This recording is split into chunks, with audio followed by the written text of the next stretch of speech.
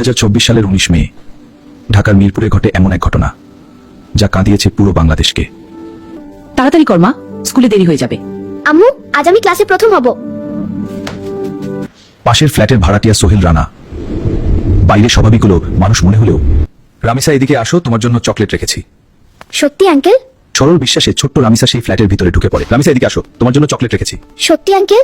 সে জানতো না সামনে অপেক্ষা করছে ভয়ঙ্কর কিছু। রামিসা, মা কোথায় গেলি? এতক্ষণ তো হওয়ার কথা না। দরজার সামনে মেয়ের জুতা দেখে মায়ের বুক হঠাৎ কেঁপে ওঠে, তার মনে ভয় ঢুকে যায়। দরজা খুলেন, আমার মেয়েটা ভিতরে আছে। দরজা খুলেন, আমার মেয়েটা ভিতরে আছে। দয়া করে দরজা খুলেন।